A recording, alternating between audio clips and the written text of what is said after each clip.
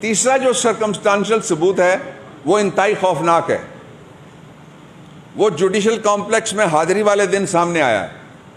اس کے 4 حصے ہیں اس ثبوت کے. وہ چاروں حصے میں آپ کے سامنے رکھوں گا. اس کا پہلا حصہ یہ ہے کہ پہلی بار عمران خان کی آمد کے موقع پہ جو سیکیورٹی کے کیمراز تھے جوڈیشل کمپلیکس میں، وہاں سے پتہ کر لیں آپ، وہ سارے کے سارے بند کر دیے گئے.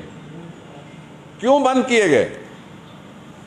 کوئی واردات کرنا تھی، کوئی پہچانا نہ جائے. تو اس لیے یہ ثبوت نمبر 1 ہے. یہ جوڈیشل کمپلیکس کے اندر کے میں ثبوتوں کی بات کر رہا ہوں. حکومت جواب دے کہ وہ کون تھا جس نے سیکیورٹی کے CCTV کیمراز کو بند کیا. دوسرا، آپ یہ کنفرم کر لیں، وہاں رجسٹرار ہیں، دوسرا عملہ ہے، فاضل عدالتیں بیٹھتی ہیں. ATC کے کورٹ کے اندر کی سیکیورٹی، آپ لوگ کوریج جو کرتے ہیں ان کو میری بات زیادہ سمجھ آ رہی ہوگی، اور کچھ چہرے مجھے نظر آ رہے ہیں وہاں. وہ اندر کی سیکیورٹی اس دن ٹوٹل غائب تھی. وہاں 8 سے 12 کے قریب، 15 کے قریب لوگ بیٹھے ہوتے ہیں جو انسداد دہشت گردی کی عدالت ہے. وہاں آفیشل سیکریٹس ایکٹ کے مقدمے 2 دن چلتے ہیں، اور جو 7 دن ہیں ان میں سے 5 دن اور وہ انسداد دہشت گردی کے مقدمے، جس میں بڑے بڑے مقدمے ہیں، وہ سنے جاتے ہیں. اس لیے وہاں سیکیورٹی والے بیٹھتے ہیں. وہ کون تھا جس نے سیکیورٹی والے اس دن وہاں سے ہٹا دیے؟ یہ جوڈیشل کمپلیکس کے اندر سے دوسرا سرکمسٹانشل پیس آف ایویڈنس کون تھا؟ اس کا حکومت جواب دے. تیسرا سرکمسٹانشل پیس آف ایویڈنس، اس عدالت کے علاوہ جو جوڈیشل کمپلیکس کی اندر سیکیورٹی تھی، وہ سیکیورٹی کا ایک اہلکار بھی وہاں اس وقت موجود نہیں تھا. وہ اہلکار کس نے وہاں سے ہٹائے؟ وہ کون تھا؟ حکومت جواب دے جس نے وہ اہلکار ہٹائے ہیں. اب جو اس کے اندر کا چوتھا ثبوت ہے وہ میں آپ کے سامنے رکھنا چاہتا ہوں. کیا کیا الیکٹرانکس وہاں پہ بند تھے صبح سے جب عدالتیں آ کے بیٹھی ہیں، یہ بھی آپ جا کے پتہ کر لیں.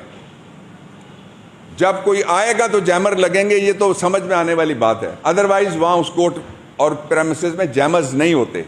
باہر سے جو گاڑی آتی ہے اس کے ساتھ جیمرز کی گاڑیاں دوڑتی ہیں یا اس کے اوپر انسٹرومنٹ لگا ہوتا ہے.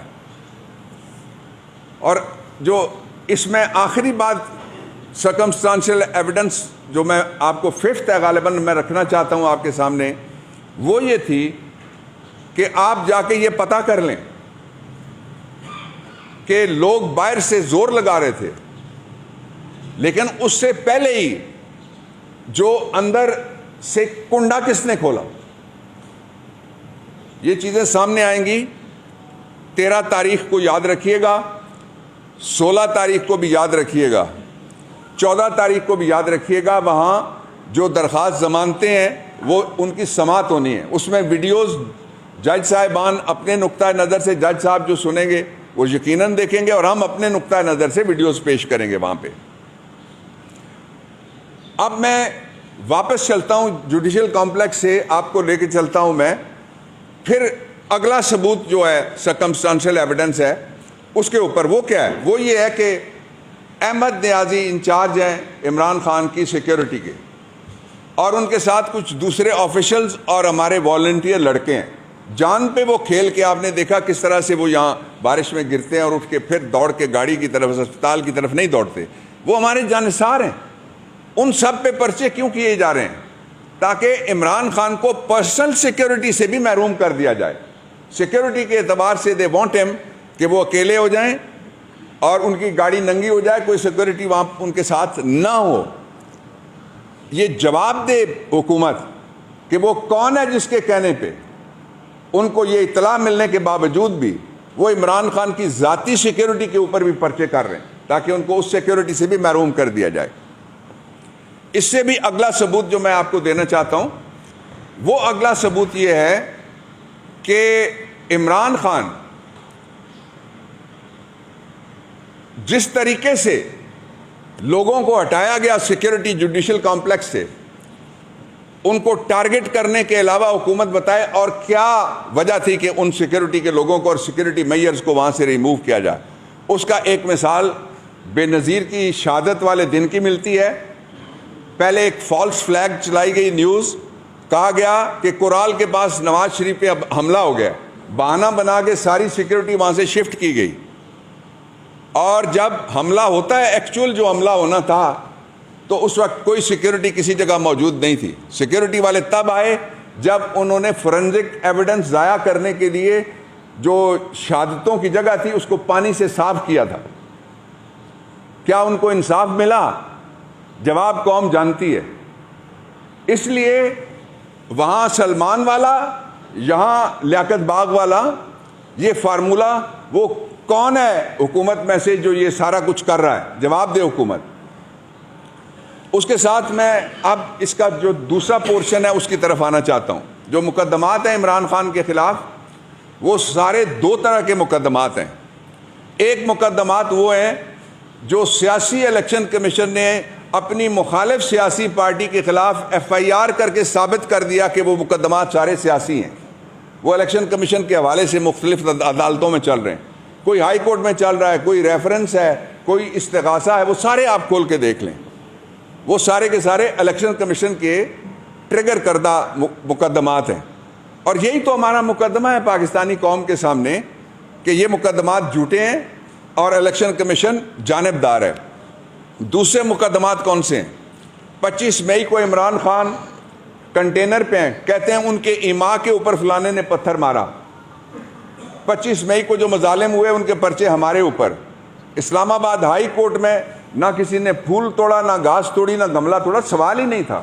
وہاں پہ باقاعدہ میڈیا پہ حملہ ہوا. ایک اسسٹنٹ کمشنر کا نام مجھے ابھی بتایا گیا ہے. آج ابھی تھوڑی دیر پہلے جس عدالت سے میں پیش ہو کے آ رہا ہوں, وہاں جو صحافی تھے وہ کھڑے ہو گئے, انہوں نے کہا وہاں جا عمران خان رہے تھے اور مارا ہمیں گیا ہے. اور پرچہ کس پہ کیا گیا؟ پرچے میں ایک پروفیسر ایسا پکڑا گیا, گرفتار ہے, جو وہ جج صاحب کے پاس پیش ہوتا ہے اور جج صاحب نے پروفیسر صاحب سے یہ پوچھا, یہ اساتذہ کی عزت ذرا دیکھیے گا کس طرح کرتے ہیں. دہشت گردی میں پکڑے ہوئے پروفیسر صاحب بند ہیں, اور مجھے جج صاحب نے کہا پرو بونو ان کا کیس آپ لڑ لیں, پروفیسر کے پاس پیسے نہیں ہیں.